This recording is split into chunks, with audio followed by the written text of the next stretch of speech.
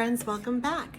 I'm going to read to you today from my devotional, Greater is He, available in paperback and ebook on Amazon. Today's title of the entry is Trusting God When We Suffer.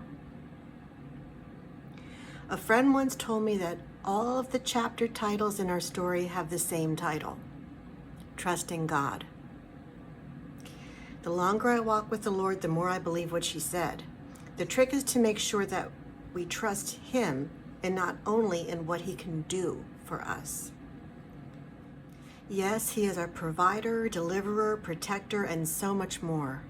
But when we trust Him for the provision, the deliverance, the protection by looking to those things rather than Himself, we will get tripped up. Why? Because the provision rarely comes as we'd anticipated, the deliverance rarely happens as quickly as we'd like, and all kinds of stuff still happens that tempts us to doubt God.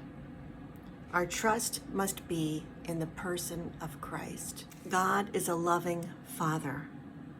Good fathers delight to give their children good things, but our Heavenly Father never kowtows to our whims and demands as some earthly fathers may.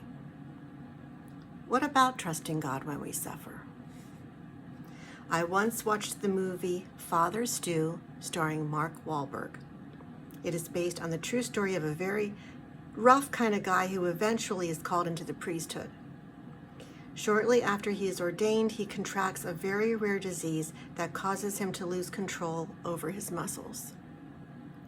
At one point, Father Stu tells his flock, suffering is a gift. Father Stu learned that though he never would have asked for such a life of suffering, it was the very thing that God allowed to draw him closer to Himself, to God, to learn His ways, to be of more use to God's kingdom.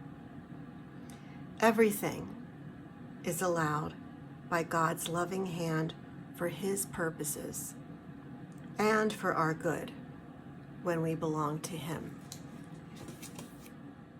But we have God.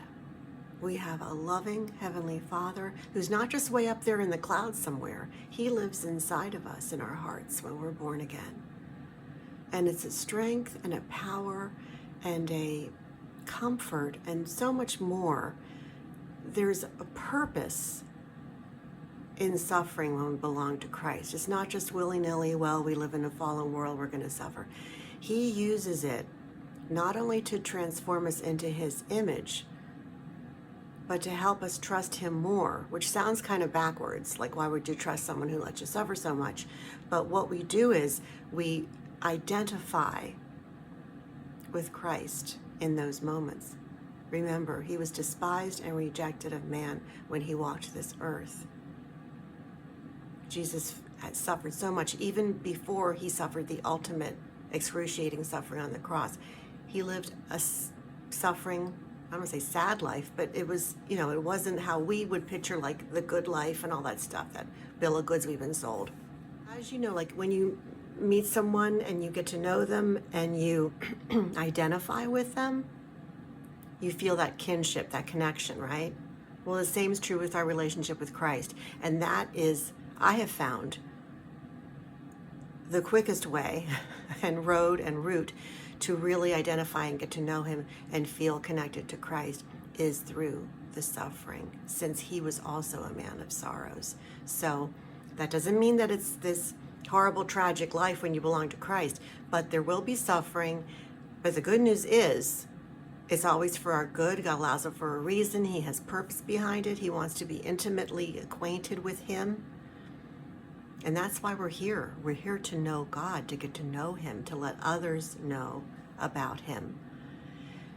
So I encourage you to keep trusting God. Remember, that's the title of every chapter of your life, too, as a Christian. Trusting God. Trusting God.